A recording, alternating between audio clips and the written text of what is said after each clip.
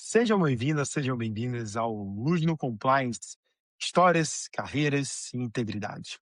Aqui a gente conversa sobre trajetória, decisões de carreira, integridade realmente na prática. Eu sou Márcio Luiz e hoje estou com a Renata Andrade, que é advogada no Brasil, nos Estados Unidos, conselheira, diretora da Bulls Innovation AI, Master in Law pela University Wisconsin Law School, não sei se falei tão bem assim, presidente da CAC da Comissão Anticorrupção de Compliance da OAB São Paulo Pinheiros, professora na pós de Governança Corporativa e Compliance na Universidade Mackenzie e coordenadora do curso de Compliance Financeiro e CPRED da LEC. Para quem está só nos escutando, eu sempre gosto de falar assim, estamos em gravação remota, eu sou um homem, estou de camiseta preta, fone branco, pouquinho só de cabelo e estou enquadrado aqui do peito para cima, também no ambiente neutro. Renata, seja bem-vinda, fique à vontade para fazer o seu olá e a sua autodescrição. Boa noite a todos e a todas. Agradeço, Márcio, pelo convite.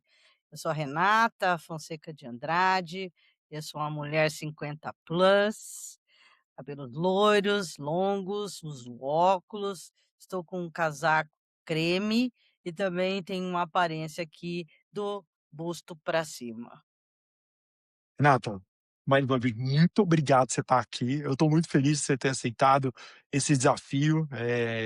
Eu venho inovando e tudo mais, e você é uma pessoa que eu admiro já há bastante tempo. Conheci através do próprio mercado, né, financeiro. A gente se encontrou em vários eventos.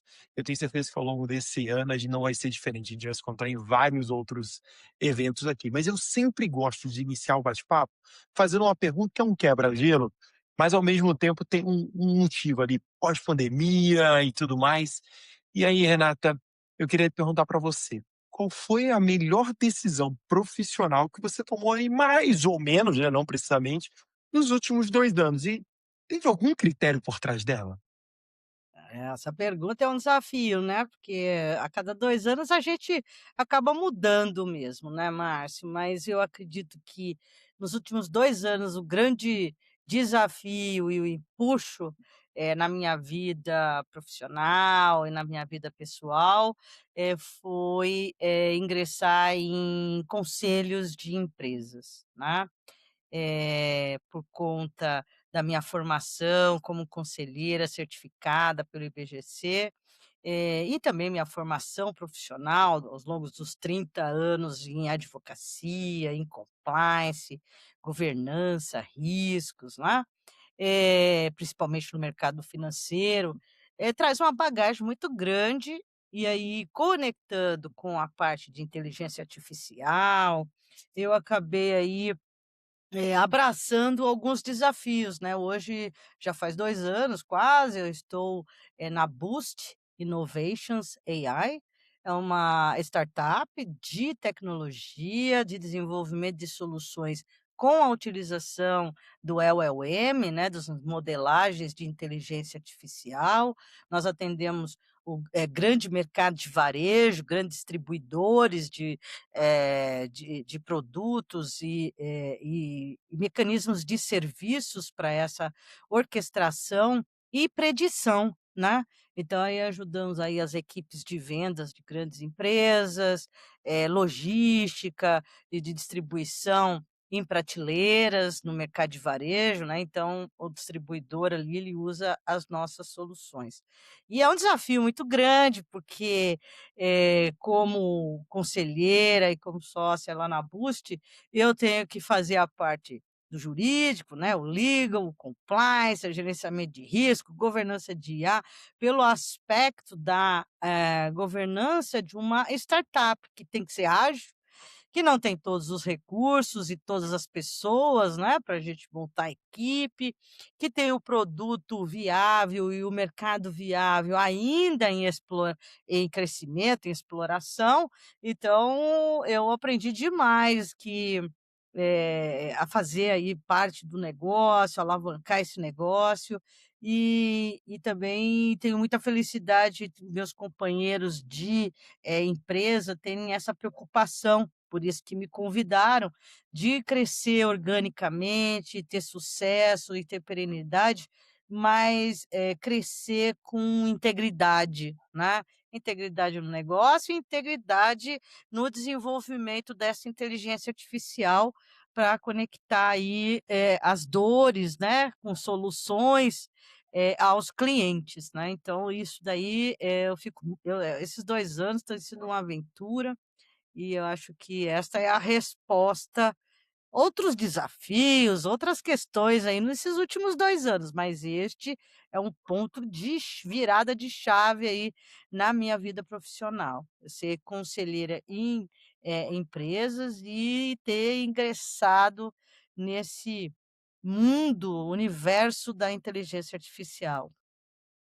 Olha, Renata, eu digo para você que você falando, eu fui pensando aqui, né. Só quando você trabalha em empresa de tecnologia você entende, né, quando você falou ali de recurso mínimo viável, eu falei: "Ó, o MVP, tem que rodar com o MVP e tal, o mercado, garantir o mercado, ver se tá funcionando". E é isso, a velocidade é outra, né. Eu estava fazendo um bench esses dias, né, com uma startup até ela tem origem mexicana, né. E falando exatamente desse desafio, né, do início e ela tá operacional já tem um tempinho, mas ela entrou no Brasil e enfim, como é que funciona isso? E o mercado de startup, ou tecnologia não é simples, porque é muito dinâmico o negócio, né. E você ainda tá num mercado que eu diria, não só de tecnologia, com IA, que tem várias coisas acontecendo no mundo do lado regulatório. A gente vai falar daqui a pouquinho, os desafios só aumentam, né. A Europa trabalha de um jeito, o Brasil tá desenhando aqui de outro, enfim.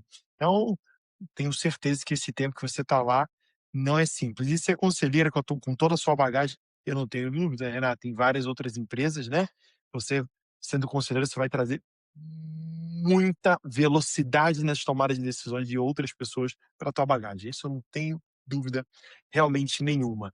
E eu trago, assim, sempre agora o primeiro bloco, hoje trazer um pouco do teu contexto, né, assim, até de carreira e tudo mais, né. Eu queria que você trouxesse, né, nesse seu arranjo, ao longo do tempo, né, e até aqui na nossa conversa prévia, né, quando a gente fala, vai vendo a sua chegada, né, no dentro para chegar ali dentro da integridade, do compliance.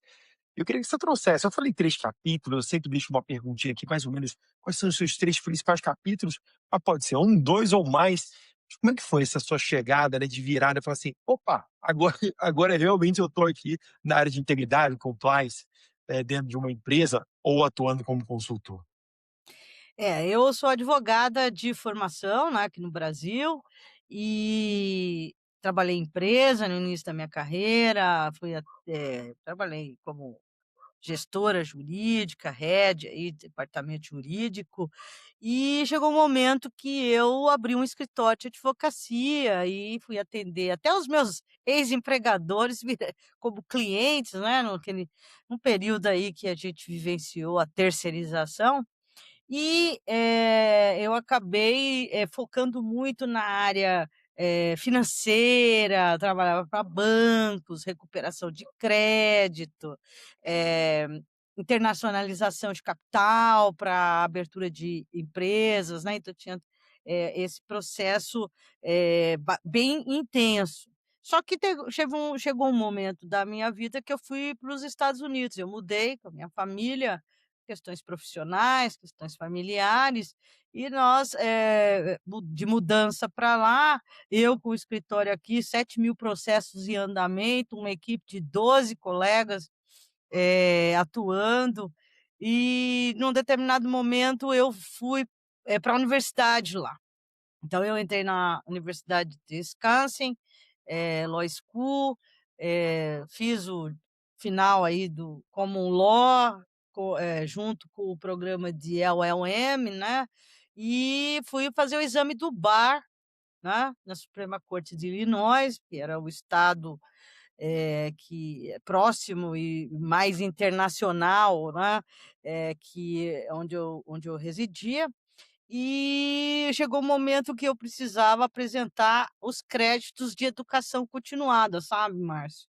E eu falei: "Cara, voltar para a corte, fazer processo, fazer memorando, buscar jurisprudência, eu já não tenho mais essa vontade". Eu sempre gostei do preventivo, eu sempre gostei da consultoria, eu já estava querendo me afastar do litigioso, do contencioso, porque eu acredito que se a gente conserta antes de destruir, fica melhor de construir, né. Na realidade, eu descobri o compliance em alguns cursos lá da comunidade de advogados, de Chicago, e eu vi que existia o FCPA, a Anticorrupção Global, e eu falei: "Tá aí um tema de compliance que eu gostei demais, e eu vou concentrar toda a minha educação continuada daqui para frente nisso, porque eu vou querer trabalhar com isso". E a gente está falando em 2008 isso daí, né. E eu foquei muito na área de healthcare, porque é a área mais regulada nos Estados Unidos, que gera mais operação de compliance, por conta dos controles, pagamentos, de hospitalidades, etcétera, e dos reportes, mensais, semanais que devem ser realizados para o regulador. Impressionante, né. E aí, neste meio tempo, eu descobri que o American Bar Association tinha uma seção internacional, então eu migrei a minha associação para essa seção internacional, e aí eu conheci o universo do compliance, os autores dos livros que eu admirava passaram a ser meus amigos, meus colegas.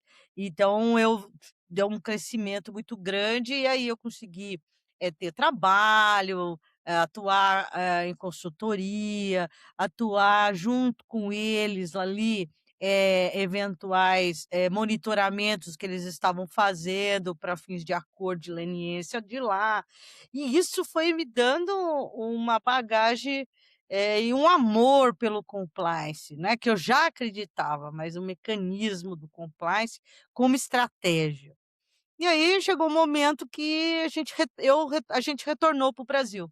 Eu, meu esposo, né, meu marido, minha filha continuou lá, mas nós voltamos e eu tinha ali uma conversa com o presidente da subseção da OAB aqui de Pinheiros, o Pedro Ivo, e o presidente então da seccional paulista, o Marcos da Costa, e falaram: "Ah, assume aí uma comissão que sabe direito internacional". Eu falei: "Então, mas vocês já ouviram falar no compliance, anticorrupção? Tem uma lei aí que vai começar a funcionar aí a partir do ano que vem, né". É a lei 12.846, tal. Aí o pessoal: "Bom, se você quiser montar essa comissão, monta a comissão". E aí, gente, eu comecei a circular no Brasil, né, com os colegas do compliance, né, grandes nomes do compliance que eu admiro, que são ícones, que já trabalhavam no compliance muito antes da lei 12.846, né, Márcio, porque já existia a FCPA e as empresas multinacionais, elas já tinham seus respectivos, departamentos de compliance. É lógico que com o advento da 12.846, o compliance cresceu no Brasil. Os departamentos de compliance passaram a ter um pouco mais de visibilidade, mais budget, mais, estrutura, né, não era só um departamento do compliance lá naquele país que tem um risco, país XPTO, né, então a gente passou a ter uma matriz de risco incorporada com a lei 12.846. Antes a gente tinha matriz de risco, global, a partir da lei do FCPA, de outras leis que a Europa já, havia ali adotado, né. 2010 viu, a do Reino Unido, depois logo em seguida da França. Então e o Brasil, em 2010 saiu ali o K-Bribery Act, o Brasil teve o projeto de lei ingressando, eh na Câmara dos Deputados. Então, eu assumi aí um outro desafio dentro dessa história do compliance, que foi assumir uma cadeira de executiva aqui no Brasil, numa, grande, global broker de seguros e resseguros, sediada lá em Londres, que tinha ali uma preocupação de fundamentar. Antes disso, muitos projetos de implementação do compliance, mas assim, em escritórios de advocacia que atendiam grandes clientes brasileiros, que estavam muito mais preocupados com a lei, porque achavam que tinham que se blindar, porque essa lei, quando chegasse, ia ter lá as consequências em relação à corrupção ativa e passiva que eventualmente, estivessem ali afetos a eles. Então trabalhei demais em consultoria, e assumi, em seguida essa cadeira como diretora de compliance aqui no Brasil. Desde então não parei mais, né. E aí uma coisa vai puxando para outra e então esse grande capítulo que fez a virada da chave. E depois o outro que é a primeira que é a sua primeira pergunta que eu já respondi, que é a questão dos negócios, né. Então trazer uma tradução prática de linguagens diferentes, né, para esse mundo de negócios hoje, desafiado pela inteligência artificial. Então acho que são os 3 grandes blocos aí da minha vida. Uma advocacia Esse tradicional, depois o compliance e agora essa questão tática do gerenciamento integrado do risco neste mundo de inteligência artificial. eu vou conectar, já vou perguntar isso, mas eu acho muito legal a questão do às vezes, ver a trajetória, né. Quem trabalhou em multinacional, há anos atrás, já sabia do compliance, porque não tem como. Eu lembro quando trabalhei comecei a entrar em bancos lá nos anos 2000. Já tinham monitora já tinha prevenção à lavagem de dinheiro, de uma maneira diferente que é hoje, obviamente, tecnologia, enfim. Mas já começa essas palavrinhas, eu era da área comercial, não era da área de compliance, mas você já sabia que existia isso, você já recebia treinamentos sobre isso, porque o banco operava internacionalmente, ele já te seguia regras internacionais, então ele já treinava todo mundo de uma maneira internacional. Eh, mas muita gente talvez não conhece, né. Eu falo que talvez quando eu falo compliance para minha mãe, né, que minha mãe, sempre ficou em casa, né, vamos dizer assim, ela se formou como professora e depois parou de trabalhar para cuidar dos filhos, naquele momento era normal, mas compliance para ela não entende. E até, quando eu falo de canal de denúncia, no início ela fala: "Não, denúncia tipo de denúncia, né". Eu falei: "Não, deixa eu te explicar um pouquinho diferente e tal". Mas é isso, né, a gente tem que traduzir para as pessoas do início. Hoje está muito mais difundido, hoje as pessoas realmente conhecem, e realmente são as viradas de chave. E muitas das vezes a gente nem sabe como a gente chegou, né. Você pensou lá na universidade: "Pô, grade isso aqui, pô, faz sentido", aí foi indo. Eu falo, o universo foi conspirando a nosso favor, a seu favor, né, para ir para o caminho que você realmente desenhava. E você finalizou trazendo esse último capítulo, que eu acho que é muito legal, essa transição, né, esse complemento. E eu vejo você em diversos momentos, muito nas suas palavras, não só hoje aqui, mas em outros lugares, falando sobre compliance, falando sobre privacidade, e você iniciou falando sobre o desafio de startup com IA. Como é que você juntou todas essas agendas aqui para poder conectar no enredo e levar isso para as outras pessoas, né, porque eu sei que você leva muito bem, mas como é que é juntar isso tudo e levar para as pessoas? Nós precisamos entender 2 coisas. Primeiro que a curiosidade é a fonte de todo o a busca do conhecimento e o crescimento que a gente pode alavancar na nossa durante a nossa o período de vida, que parece longo, mas é curtíssimo, né, se a gente falar em anos-luz. Então curiosidade é algo que move a você estar buscando essa evolução, porque você busca conhecimento e busca tornar-se, útil e atual, né, não perder por obsolência, né. Às vezes a gente joga equipamento fora porque não tem mais upgrade. O ser humano não pode, né, o ser humano precisa ser todo o tempo buscar os upgrades suficientes para poder não se tornar obsoleto. E também entender a nova era e fazer parte dessa construção. Então esse é o primeiro ponto, Márcio. O segundo ponto é o que eu s eu, isso vem comigo desde a minha mudança para os Estados Unidos, porque você pensa, um escritório bem consolidado, com um monte de cliente. Eu já os clientes entravam, nem sabia mais quem que indicou, por que que ele apareceu, né. Já tinha começado a fazer background checking e para saber que tipo de cliente que era, porque não sabia mais a referência da pessoa. E também olhar conflitos de interesses, porque às vezes podia ter um caso que batia lá do outro lado e esse cliente novo não podia ser meu cliente, né. Então eu já tinha essa preocupação. E aí você também abre mão disso, mudar para um outro país que não é a sua língua, ter que buscar nova educação para poder profissionalmente, ter uma inserção social naquele ambiente, né. No início eu ficava a cada 3 meses indo e vindo, né, muito conectada aqui, fazia toda a minha agenda virtualmente. Então trabalhar home eu já tinha essa experiência antes da pandemia. Eu trabalho home muitos e muitos anos por conta dessa mudança. Mas eu tenho uma frase para isso: "Enjoy the ride". Você precisa curtir o momento e a sua realidade. E não se tornar vítima, mas sim a protagonista dessa história, né. Então, eu busco sempre ser protagonista da minha vida.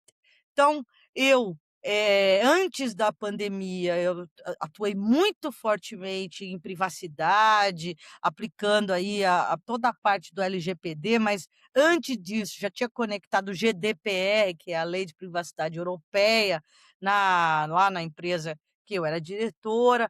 Então, eu fui conectando o que eu entendo que seja, mais do que um programa de compliance. Eu olho o gerenciamento dos riscos e a estratégia do negócio. Então, tem sempre aquele pedacinho que é terra de ninguém, né. Então, eh quem vai cuidar de privacidade? Da GDPR e da LGPD. Então começou com um projeto, tinha o pessoal do TI, tinha o pessoal da operação, e aí sobrou para quem?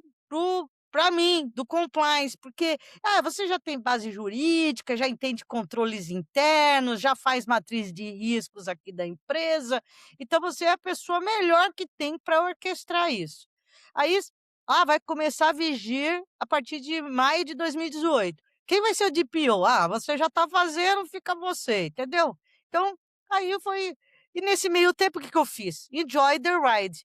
Li tudo que eu podia, aprendi tudo que eu podia de GDPR, fui atrás da regulação brasileira que ainda não existia LGPD, mas já tinha Marco Legal da Internet, já tinha o Código de Defesa do Consumidor. Falei: "Gente, privacidade quando a LGPD chegar, a gente adapta, porque o resto já existe no mundo desde a EC 95 da União Europeia. Antes da GDPR entrar em vigor, a gente já sabia como ia ser, certo?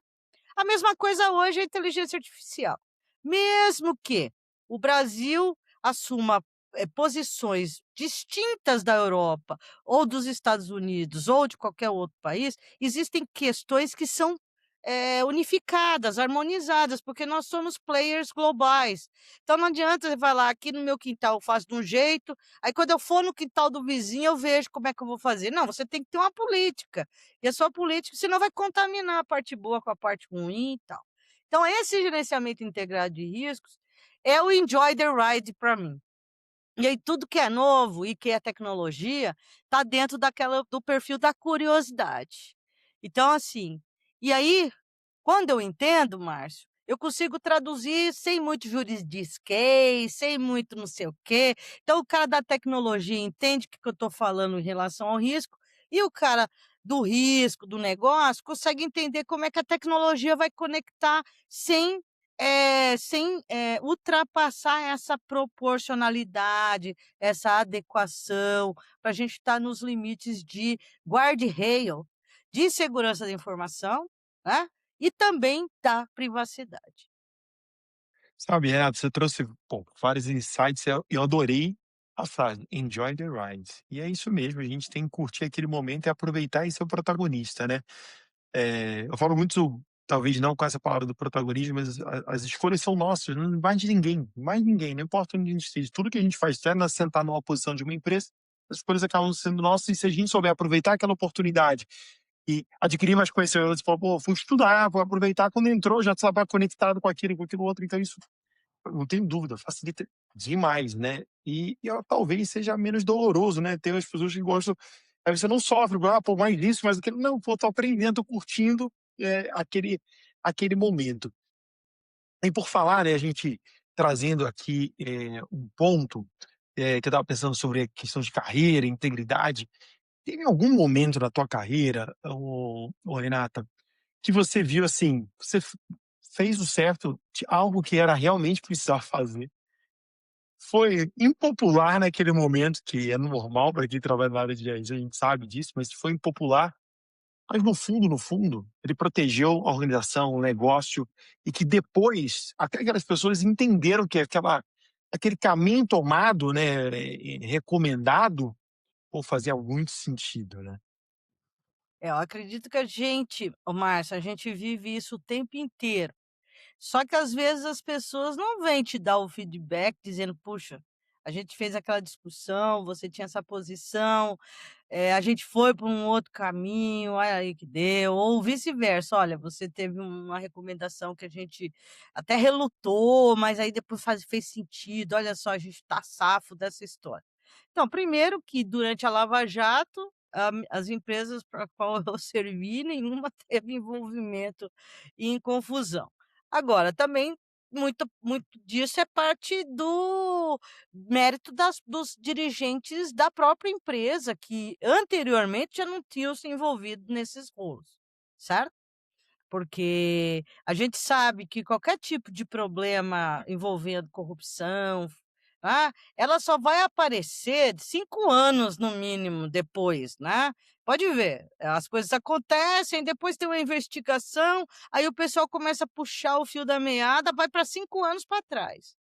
Mesmo isso tem muito a característica também do ciclo de, de turnover das empresas, né, porque os executivos, eles recebem o bônus, trocam de empresa, depois vai cair no colo do próximo que chegou, né, ele vai ter que administrar a crise.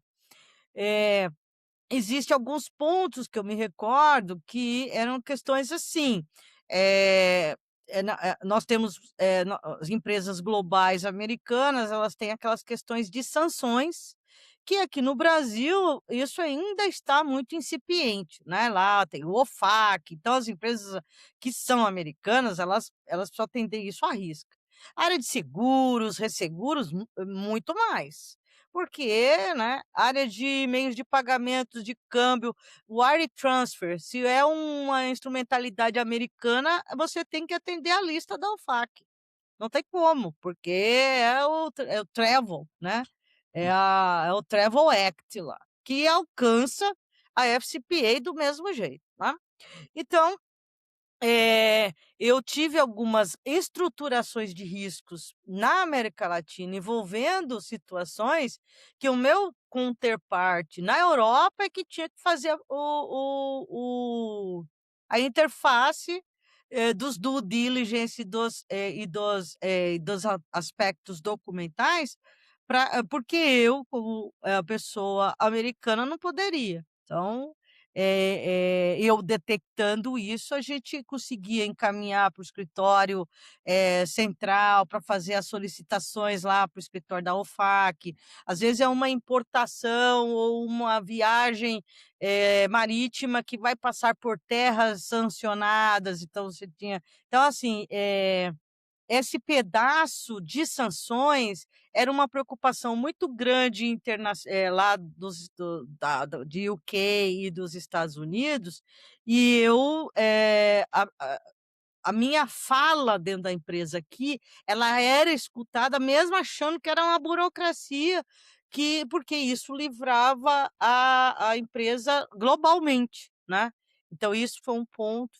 Eu encontrei 18 issues, né, 18, problemas com o regulador, e eu montei um plano de negócios, um plano de ação, apresentei para a empresa toda e ele foi aprovado, e aí, foi realizado, a gente derrubou estes, apontamentos no regulador. Então, muitos aspectos, mostrar que o compliance não é o departamento da burocracia ou o cotovelo do negócio, mas o compliance é um departamento estratégico do negócio.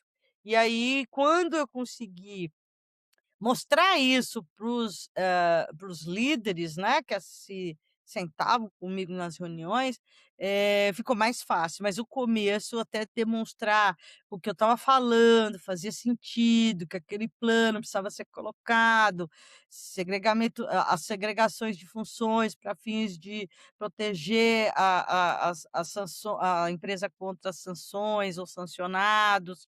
Então esse foi, acho que, o exemplo que eu posso trazer, assim, mais cristalino de que houve uníssono. No começo: "Nossa, que burocracia esse plano, hein". Aí depois foram entendendo, porque também existia uma cobrança, dos Estados Unidos e de UK para que isso tivesse uma instrumentalidade mais adequada, na operação aqui no Brasil. É, Nathan, essa questão global, ela é quem trabalha com empresas globais entende bem, né. Quando a pessoa só trabalha em empresa nacional, vendendo para o mercado nacional, ou talvez até um pedaço ali da América Latina, pode ver de uma outra forma. Acho que ela começa a operar, principalmente nos Estados Unidos, União Europeia, num contexto geral, você começa a se preocupar com as relações, como você está fazendo, para não ter esse erro. E essa questão de burocracia, né, o compliance não ser visto como burocracia, e ser estratégico, trabalhei 19 anos em instituições financeiras na área comercial. Eh, o tempo fez eu melhorar, e hoje, obviamente, depois que eu fui trabalhar até na Icas, né, e comecei a trabalhar com operação lavagem de dinheiro, entendendo mais sobre o compliance, eu olhei para trás e eu falei: "Nossa, isso podia ter ferrado a empresa se desse errado", né. E eu lá argumentando, pensando no resultado só. E normalmente vamos dizer assim, venda ali tá vendo, vou dizer, no curto, no médio prazo, mas o estratégico, né, vamos dizer assim, o board tá olhando a empresa daqui a 5, 10 anos, de uma falha agora, é isso que você falou, daqui a 5 anos, o executivo às vezes trocou ou não, mas aquilo explode e estraga toda uma empresa e um quadro de funcionários, não é só o executivo, estraga todo essa questão também do quadro de funcionários. E eu queria emendar aqui com você, porque você falou dessa transição, né, de transformar a burocracia em estratégia. Mas você enxerga, e aí é até legal para as pessoas também entenderem no lado de carreira, qual foi realmente ou uma ou outras, quais foram as habilidades que você fez para fazer essa virada? Porque teve estratégia, então, tipo, o que que você enxergou olhando para trás, assim: "Pô, essa habilidade me ajudou, aquela outra também"? Não vou ser repetitiva, porque eu explicar tudo em relação à curiosidade, tá. Mas eu entendo que antes da gente fazer o conheça o seu cliente, conheça o seu empregado, conheça o seu parceiro de negócio, você tem que conhecer o seu próprio negócio. E essa curiosidade, o exercício do mapeamento de risco e mapeamento de processos, dentro da área de compliance, é o que melhor propicia você a vir a realmente conhecer o negócio. Você conhece o negócio de todos os lados, porque às vezes a pessoa do TI conhece a empresa só pelo lado do TI e pelos clientes imediatos internos que ela tem. E assim em diante, né, o jurídico, o financeiro, ele lida com a toda a empresa, mas ele lida muito nichado. O compliance, como ele tem o papel de fazer a análise de risco, o mapeamento desses riscos, entender esses processos, ele vai muito perto do Business Justification Rule, que é você entender por que que o modelo de negócio anda daquele jeito e por que aquela operação tem que se conectar com aquela transação daquela forma. Então você abre a mente, você conhece de fato o negócio, consegue entender o que que é apetite de risco de fato e o que é vaidade de risco, que eu gosto de brincar de fato, né, porque tem executivo que fala que é apetite de risco que ele vai assumir porque ele é o diretor da área. Mas o apetite de risco é da empresa, não é do diretor, aquilo é vaidade de risco, né. E aí quando você conhece o seu negócio, Márcio, você consegue fazer primeiro, nós não vamos dizer aqui que compliance não é burocrático, no sentido de disciplina, de processo. Então, burocracia é uma coisa, disciplina e processo são outras. Não é porque a gente é compliance estratégico que agora a gente não tem nenhum tipo de processo, nenhum tipo de procedimento, a gente não verifica evidências, a gente não tem um manual de compliance para seguir. Então, porque o pessoal, ele às vezes confunde esses 2 aí. Você precisa fazer um preenchimento, seja no sistema, seja no SharePoint, seja no Excel, não interessa, depende do que a empresa tem para te oferecer de mecanismo, mas você tem que ter compliance operacional para você, olhar quem está dando brinde, hospitalidade, quem está recebendo, essa parte é de evidências, agora é burocrática? Não, eu não entendo que seja burocrática, eu entendo que faça parte de um procedimento. O procedimento pode se tornar burocrático se ele não for eficaz e eficiente, que aí já é outra questão, se o compliance for estratégico.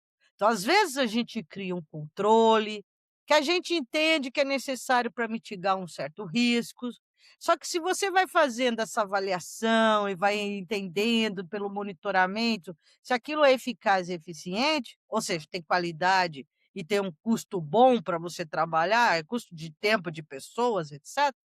Aí você fala: "Pô, esse controle está obsoleto, esse controle está demais, esse controle está certíssimo onde ele está". E aí, então, nós vamos monitorar, porque todo mundo tem que estar engajado nesse controle. Isso é burocrático? De jeito algum, isso é estratégico. Burocrático é check in the box sem pensamento e sem raciocínio e sem nenhum tipo de lição aprendida, de: "Gente, vamos olhar se isso faz sentido, vamos escutar a outra parte", o dono do risco. O dono do risco tem que concordar que aquilo é risco e que tipo de controle seria mais eficiente para a gente minimizar aquele evento se tornar um risco materializado, né. Então, eh é essa a minha visão do que é compliance estratégico, porque aí você realmente é parceiro do negócio. Porque às vezes tem compliance por aí que tira toda a parte de procedimento, não olha mais nada que está acontecendo, porque ele quer agradar o outro, né, e aí ele se torna comparsa. Porque aí, ou senão vai chegar uma hora que o regulador, principalmente mercado regulado, o regulador vai chegar e falar: "Mano, o compliance fez o quê então?" Né. Então, aí é essa que é a diferença da história. E hoje, Márcio, não só no mercado regulado, mas a indústria em geral, ela precisa se preocupar com o gerenciamento de riscos, principalmente de contaminação e infiltração de crimes financeiros ou de instrumentalidade para crimes financeiros dentro das empresas. Não interessa se é setor de alimentos, de calçados, que não tem nada a ver com a lei 813, tá, da lei de lavagem. Porque pode ter crime, acontecendo dentro da sua empresa e você nem sabe. Então esse é um ponto importante. Segundo é que a Europa deu uma seguradinha aí, mas você precisa saber a origem dos produtos que você comercializa. E não só por causa do Código Penal lá, para não ser desvio, de fruto de roubo, né, de mercadoria roubada, mas também se não está em terras indígenas, terras que são proibido desmatamento, reservas, etcétera. Então, porque senão nosso produto não escoa para o mercado internacional, né. Então, esse compliance estratégico precisa existir. E aí, Renato, pô, você trouxe várias sacadas aqui, pensei nas armadilhas, né, que só finalizou trazendo algumas armadilhas que acabam acontecendo, mas você finaliza falando dos KPIs, né, conheça o seu cliente, o seu parceiro, o seu funcionário, e a gente precisa entender melhor, né, não é só vender por vender, ou comprar para revender, né, porque essa é uma preocupação, a gente pensa: "Ah não, posso ser preso porque eu não sei a origem". Mas aí, na minha visão, né, também está faltando a integridade da própria empresa, não não sei se está batendo muito bem essas coisas, sabe. Então não é uma lei por lei, não é burocracia, você trouxe muito bem essa questão da burocracia, porque as pessoas realmente, acham que um processo é burocrático. Nem todo processo é burocrático. E aqui o Paulinho, que é o novo do digital, né, o Paulinho, ele falou uma coisa que é verdade: "No dia que a minha reunião, que não importa qual reunião seja, não fizer sentido, aquilo só está enchendo a agenda da gente e não precisa fazer nada, só enche, a agenda e não tem resolução, não tem aprendizado, não tem decisão, cara, melhor não ter". Então, fazer por fazer as coisas, E é difícil, tá, eu tô falando isso porque as pessoas às vezes precisam olhar para o que estão fazendo hoje, refletir sobre o que estão fazendo e falar assim: "Vale a pena ou não eu continuar fazendo?". "Ah, pô, não vale". "Ah, mas meu chefe falou". Então deixa eu combinar com ele e mostrar por que não tá mais valendo a pena, porque há um ano atrás pode valer. Eh, Talvez hoje não vale mais. E eu vou conectar lá atrás quando você fala de IA. Gente, a galera tá com medo de IA, vai ocupar, pô, vai ocupar eu acho que vai ocupar um pedaço sim de profissões, mas vai abrir muitas outras profissões. Eu estava no evento de São Paulo essa semana, o cara falando não, CX, era um evento de CS, né, de, Customer Success, de área e ele falando do CX Engineer, falando: "Não é engenheiro não, não é engenheiro disso não, mas é uma pessoa que se conecta com a empresa, consegue na visão do CS, coloca, implementa IA, melhora o processo". E aí, gente, é inovação, não é só mais um atendimento por atender, né, como conectar isso tudo. Então você fala muito bem sobre e que eu anotei aqui, uma competência muito legal, curiosidade. A gente precisa ser inquieto no momento de ser curioso e tentar entender por que tá me pedindo, não é ser o chato, por quê. Isso é uma técnica também do porquê pra você muitas das vezes quando você faz uma técnica, acho que é 7 porquês, se não falha a memória, dá uma bugada pessoal. E você chega numa hora, as pessoas às vezes até desistem, né. Mas você entendendo realmente o porquê daquilo, você às vezes abre a sua mente para um outro caminho. E agora eu vou conectar, E pode falar. além do porquê, também o como a gente está fazendo, se faz sentido e com quem nós estamos fazendo, né.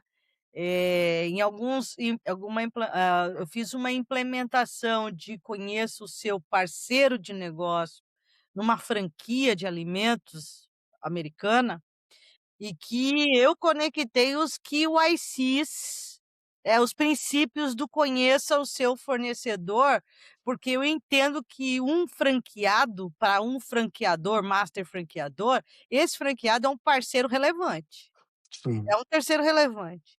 E eu apliquei a metodologia do parceiro do terceiro relevante para o parceiro relevante. O diretor da marca aprovou, eu fazia parte desse comitê, eu peguei, bando de PCC querendo infiltrar via franquia. Eu peguei fraudes alimentícias, dentro do sistema, simplesmente porque eu fiz o monitoramento de compliance basiquinho, Márcio, que é cruzar o tanto que o cara comprava de produtos da rede, porque é franquia, o tanto que ele vendia, o tanto que ele pagava, tem que cruzar, tem que se o cara não está conseguindo pagar a franquia, e de uma hora para outra ele começa a pagar tudo à vista, sem ter vendas, aí eu fui atrás no monitoramento. Então eu achei tanto f crime organizado se infiltrando, assumindo a franquia do franqueado, pagando as contas para poder gerar o caixa ali, ou seja, e outros tipos de fraude, tipo, não estava mais comprando os produtos, os insumos da distribuição oficial. Isso é segurança alimentar, certo? Caramba, né, olha, Então, olha, coisa basiquinha, que é olhar o franqueado como um parceiro, um fornecedor, um parceiro relevante, usar os mesmos princípios. Isso é conectar dots, né, conectar, por conta de conhecer o cliente, conhecer o mecanismo do negócio, falar: "Cara, esse negócio aqui tem risco aqui, aqui e acolá, então que tipo de onboard nós vamos fazer?". O cara não pode ser só olhar lá o cadastro financeiro, entendeu, dele. Ou tá lá 1 ano e meio, quebrando, quase quebrando, com muita dificuldade pagando, e de repente paga tudo à vista, faz tudo rapidinho, que isso, que isso, né. Então, essas coisas, e assim, é do dia para a noite que dá um estalo na minha, eu falei: "Cara, espera um pouquinho, essa história não tem enredo essa história, o enredo dessa história tá complexo, não casa com o tipo de negócio". E aí você vai investigar, você acha. e você, né, me fez lembrar um caso, olha, antigo na minha vida, que foi um feeling desse, você fala que foi um feeling, que é essa visa e faz muitos anos não, faz muitos anos, né. E aí eu lembro que o crédito foi concedido, crédito de veículo e tal, e beleza, estava tudo aprovado. E a pessoa foi eu fui coletar a assinatura, então ela foi no local para assinar. Eu vi a pessoa chegar, e me chamou muita atenção, ele chegou com o veículo zero, sem placa, e estava assinando um outro financiamento de um outro veículo zero. Aquele negócio ficou, olha como é que é o feeling, ele ficou na minha cabeça, que eu lembro que naquele dia, então eu estava lá e falei assim: "Na hora do almoço, sabe o que eu vou fazer? Eu vou usar esse termo, obviamente, diligência, vou fazer uma diligência. Vou lá, endereço que ele falou e vou bater na porta, não tem problema nenhum, ele tem o negócio dele, vou encontrar ele no trabalho, vou falar para o senhor vir fazer uma dupla checagem aqui, vou liberar". O que que você acha que eu encontrei lá? Ele estava em cima de uma padaria, né, o No endereço posto de dele. gasolina, É pra por te falar a aí. verdade. Eu lembro até hoje qual é o posto, né, porque tem umas coisas que te marcam na vida, a experiência, eu era muito jovem. Eu falei: "Não, não faz sentido". E no final, assim, acabou não assinando, o contrato, acabou também não acontecendo, e a pessoa sumiu, enfim. Mas, com certeza tinha alguma coisa errada, obviamente, mas é isso. E aí, às vezes, quando fala que o comercial não pode também ter uma, imagina, aquilo impactado diretamente na minha meta é concessão de crédito. Mas eu queria dar um BO lá na frente, eu podia falar: "Ah, vocês que aprovaram", aí fica aqui na, mas olha como é que é. E eu, filho, é um trabalho em conjunto, que é feito entre áreas que, quando entende o porquê, o como, o que, né, você começa a conectar as coisas, fala assim: "Pode ter falhado lá, mas por que eu preciso ir junto falhando com a pessoa?". É Exato. isso, né. Separou o algo estranho, alertou, não deu um red flag, né, esses termos eu não tinha Isso a naquela época, é inteligência total. artificial não vai conseguir fazer. Não, Isso não precisa vai. de nós, profissionais da integridade, do compliance, de controles internos, dos riscos, utilizarmos a inteligência artificial para operacionalizar os processos e trazer para a gente essas incongruências. Mas supervisão humana e decisão humana, a gente não pode abrir mão em nenhum aspecto da sociedade, nem para concessão de crédito, nem para análise de diagnóstico médico, que tipo de remédio que vai dar certo, não vai. Se o médico não for mais inteligente que a inteligência artificial, gente, se o advogado, se o compliance, se nós, humanos, somos os mestres, nem a inteligência artificial vai avançar se a gente emburrece, se a gente para, porque não vai ter construção, não vai ter dado novo, vai ficar tudo enviesado, né, isso é o problema do viés, é você ter a síndrome de Gabriela incrustada na IA, né, porque eu nos treinamentos sempre brincava: "Ó, eu nasci assim, eu sou mesmo assim", agora imagina você fazer uma IA assim, aí a humanidade trava, sendo que e tecnologia é uma ferramenta superba, né, é maravilhosa, é neutra. Tanto o bem quanto o mal pode ser instrumentalizado usando-se tecnologia.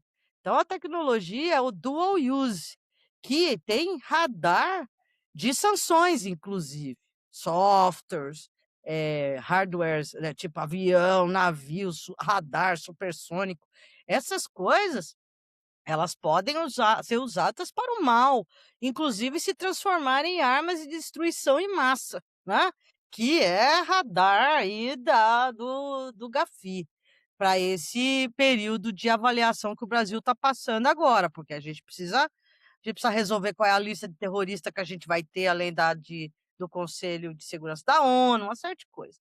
Então, se a gente, como ser humano, não tratar de entender o que a gente está vivendo, a gente não pode simplesmente "leva a vida, leva eu, deixa a vida me levar", né, igual a música que faz sucesso por aí. E também a gente não pode, abandonar essa curiosidade e essa sagacidade de entender o negócio, para poder ver se aqueles controles, se aquelas predições que estão sendo sugeridas faz sentido. É isso. Acho que eu vou resumir assim: não dá para terceirizar nossa responsabilidade. Isso não dá. Por mais que ela faça muita coisa, a nossa responsabilidade é olhar, interpretar, analisar, ela pode até trazer a análise dela, mas eu tenho que analisar se aquela análise faz sentido. Em alguns momentos vai fazer, em outros também não vai fazer e tá tudo bem. E você vai melhorando essa relação, mas você precisa sim, não dá para confiar e só tomar como decisão o que a IA fez e depois falar assim: "Não, a culpa é da IA, nada que fez É, lá tá errado, a culpa imagina. é da IA". É Porra, calma. igual antigamente falar que a culpa é do estagiário, né, faz sentido É. nenhum. eu vou fazer uma de falar de uma de denúncia, assim, de canal de denúncia, como eu lido canal de denúncia, eu costumo em treinamento falar assim: "Não dá pra dizer que você fez um assédio sexual, porque tomou o chopp e a culpa é do chopp, né. Pois é. Então pensa bem aí tomar um chopp, se você não consegue tomar um chopp, você controlar". Eu falo isso porque o pessoal eu já escutei falando: "Não, ele teve chopp e tal". Opa! Opa, opa. É, Não põe a culpa no outro. É igual colocar a culpa, né, ou no estagiário, né. Bom, a culpa é sua que você fez a sua própria gestão errada, né, num exato. contexto geral. O tempo está se avançando, a conversa é muito rápida aqui, né, quando eu Nossa, olho aqui o cronômetro, e eu sempre falo isso na hora de vir para o final, porque realmente voa o tempo, né, o bate-papo vai muito leve. Então eu vou trazer aqui, vou meio que juntar, um ponto que eu acho que é importante, pensando quem está na carreira, né. Eh você enxerga o que você enxerga que pode ajudar aos estudantes, eu falo estudantes que são profissionais que estão melhorando, fazendo certificações, cursos, né, querendo crescer dentro da área de governança, riscos e compliance, por exemplo, ajuda a acelerar a carreira dele na sua visão, tá. Então não tem certo e errado, eu gosto também de dizer, mas na sua percepção, o que que realmente ajuda aquele profissional a acelerar a carreira dele. então, alguns aspectos pessoais, né, se a pessoa gosta de ler, gosta de estudar e gosta de conversar sobre o tema, isso ajuda ela a se desenvolver, no raciocínio e na comunicação. Então existem lá as comissões, né, de anticorrupção e compliance, que é a Ordem dos Advogados, tem todas as subseções hoje, a da OAB de Pinheiros foi a primeira que a gente fundou. Mas a gente ajudou aí difundir isso para o Brasil inteiro, né. Hoje nós temos praticamente todas as OABs de todos os estados têm a sua respectiva comissão de compliance. Então, o compliance, ele precisa estar junto com outros profissionais de compliance. Então, são as comissões de compliance, os grupos de estudos, os congressos, isso é muito importante, porque você ouve a experiência do outro, o caso do outro, como a pessoa se posicionou, você segue mais ou menos ali um crescimento nessa troca. Segundo, o aspecto intelectual, né, então você tem que estar atualizado, olhar os casos, então talvez uma certificação, um MBA, principalmente, em alguns momentos específicos da carreira, início, meio, quando você fala: "Poxa, já estou aqui como analista há um tempão, precisava ser promovido". Talvez você precise buscar algum outro tipo de conhecimento técnico. E a outra parte, que é a parte da pessoa, Márcio. Eh, a pessoa precisa estar proativa. Aquele cara que chega às 8 da manhã, 9, e bate a tampa do computador às 5, não quer nem saber o que aconteceu na empresa, desse ele não vai ser promovido para uma função que tem uma responsabilidade, uma coordenação de pessoas, porque não é essa a realidade de quem é gestor de pessoas e gestor de departamento. É da mesma forma que aquela pessoa que trabalha igual um robô, ou uma inteligência artificial, ela também não vai crescer na carreira, porque, o robô e a inteligência artificial, para fins analíticos, vai trazer os mesmos resultados ou até mais resultados que essa pessoa, porque ela não fez pesquisa, não foi atrás.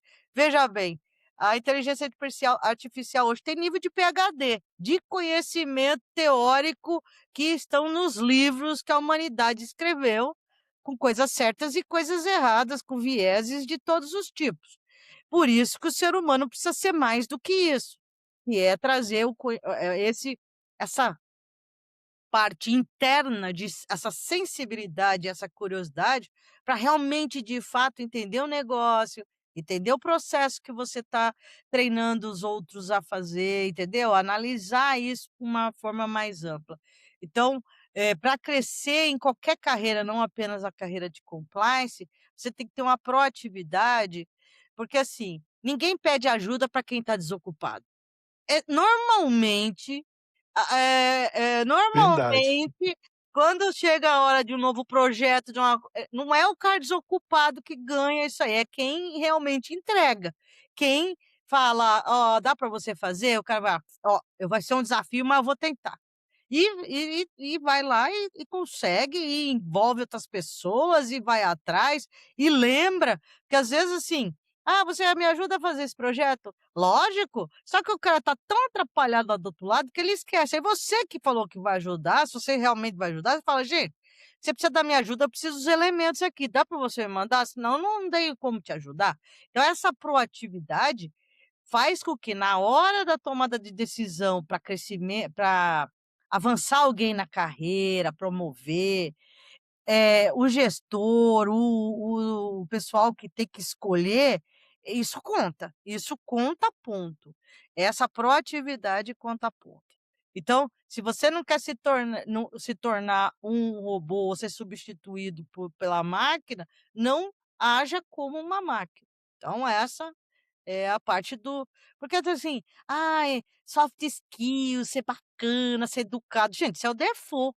A gente, como ser humano, precisa ser Sim, bacana, sim. ser educado, em qualquer lugar que a gente esteja. Com o porteiro do prédio onde a gente mora, com o porteiro da academia, com qualquer um, né. Não dá para ser só soft skills dentro da empresa. A gente é dentro de casa também. O sujeito tem soft skills dentro da empresa e bate nas crianças, na família, não é, essa pessoa não é fake.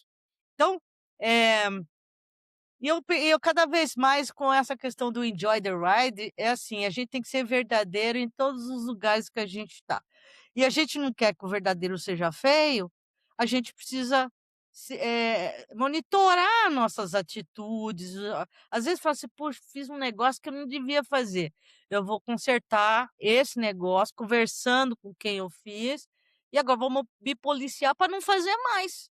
Porque, né, é assim que a gente cresce na vida, cresce como ser humano e avança na carreira.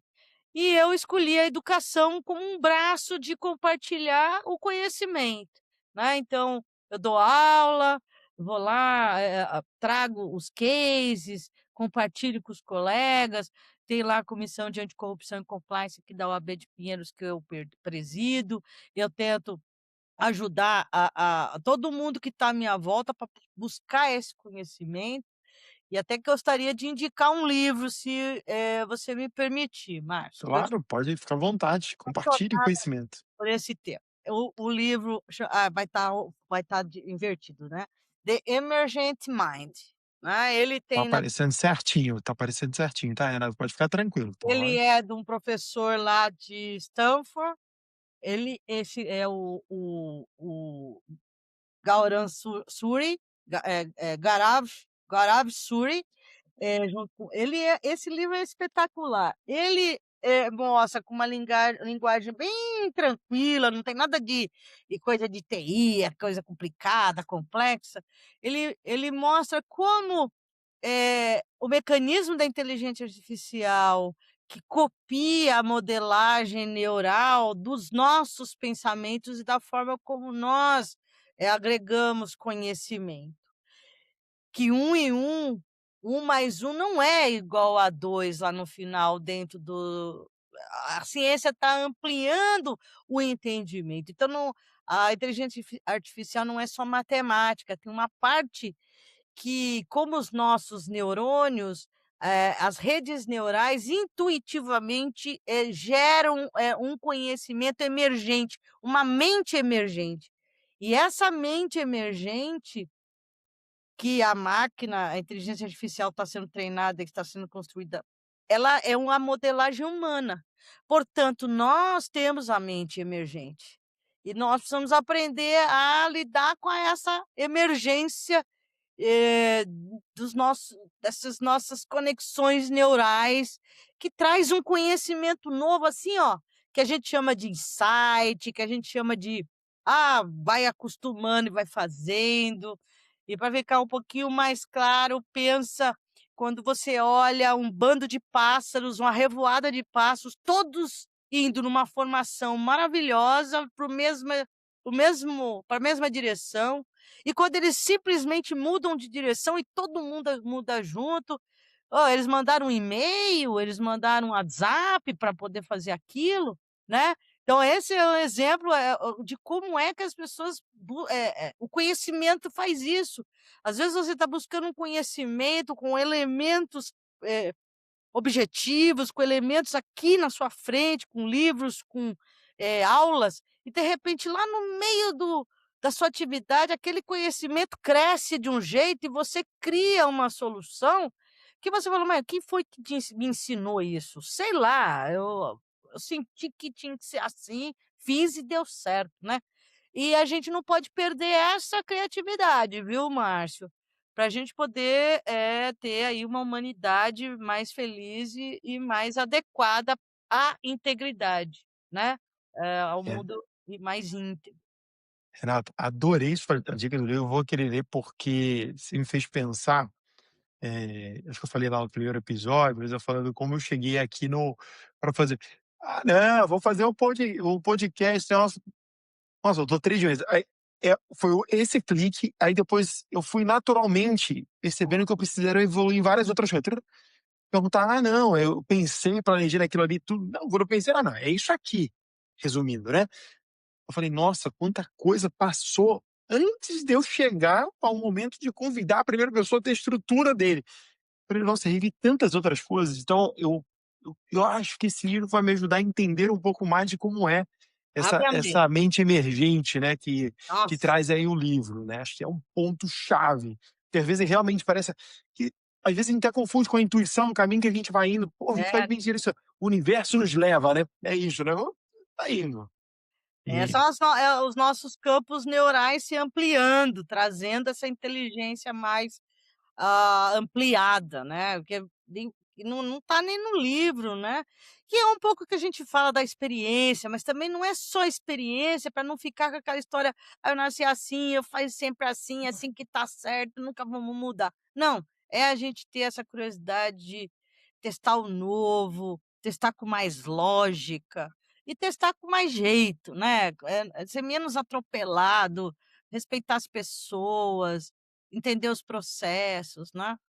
Sei lá, é isso não aí. não sei, acho que a maturidade me fez pensar tantas outras coisas ao longo do tempo. Eu falo assim, eu não entendia meu pai quando eu era mais jovem, né. Ah, falar da maturidade, acho que é isso também, né, se entender a necessidade do processo, né, a respeito das pessoas, meu pai me ensinou muito especial, o default, né, meu pai sempre falou isso. Era, cara, desde pequenininho, qualquer pessoa, isso me remete até meu pai mais que minha mãe, né, porque ele fala: "Não, o tio você cumprimenta, a tia você pode dar beijinho", no Rio é assim, né, então, eh, mas é isso, né, acho que obrigado pela sua dica, também a proatividade, você ressaltou bastante com vários exemplos, né, e o resto se conecta com essa história toda. Mas a gente tá chegando no final, né, Renata, eu realmente quero mais uma vez agradecer, te admiro muito como profissional, te vejo em vários momentos e esse teu braço da educação é o meio realmente de disseminar o teu conhecimento, o quanto você tem a agregar ao mercado num contexto geral. Paulo, isso continue assim, realmente, porque você realmente se Tá. agrega às pessoas, eu sempre aprendo e eu vejo outras pessoas também aprendendo, isso é legal, continue nesse seu caminho. Então, muitíssimo obrigado, eu vou passar a palavra para você dar as suas palavras finais, né, agradecimentos, e depois eu volto aqui para fazer aí o encerramento fechando aqui o nosso episódio. Muito obrigado, Renato. Eu que agradeço, Márcio. Um prazer estar aqui compartilhando um pouco aí, do que eu sinto, do que eu conheço, do que eu vivenciei. E eu espero que vocês tenham gostado também aí dos exemplos e, quem assistir aí essa gravação, fica à disposição aí nos contatos do LinkedIn, que o Márcio vai colocar aí. E também não se preocupe que o nome do livro e o autor a gente coloca também lá na gravação lá no YouTube para todos terem acesso facilmente, né, Márcio? Pode Então deixar muito que esse obrigada a livro todos, tá, gente? Foi legal a gente estar junto. Muito obrigado, Márcio, muito obrigado pessoal aí pela audiência. Vamos juntos, vamos bem. Renata, pode deixar que eu vou colocar, inclusive, o livro, né, o autor ali para o pessoal também já depois pesquisar e tudo mais, ser mais fácil. Inclusive, vou deixar ver se eu coloco já na bio das plataformas que vai aparecer, mas é uma boa dica que a gente já deixa ali, fica registrado, fica mais fácil. Depois a pessoa viu, o nome, o livro, olha, a gente dá o pausa, né, mas dá para a gente poder fazer aqui. Agora eu vou encerrando, então muito obrigado a vocês terem ficado aqui com a gente, né, até esse momento. Esse episódio, eu não tenho dúvida, para mim me trouxe insight, eu acho que trouxe para vocês, mas se fez sentido, compartilha, traga ali, dá o seu like, mostra o quanto impactou. O Luz no Compliance vai continuar em outros episódios com diversos profissionais, tanto eu gosto sempre de falar aqui da área de GRC, da área de PLD, então são os grandes vertentes aqui, auditoria, elas já aparecem aqui, você encontra a gente nos principais plataformas de podcast, como Spotify, YouTube. Segue a programação, deixa lá ativar a notificação e a gente se vê no próximo episódio. Um abraço e até mais.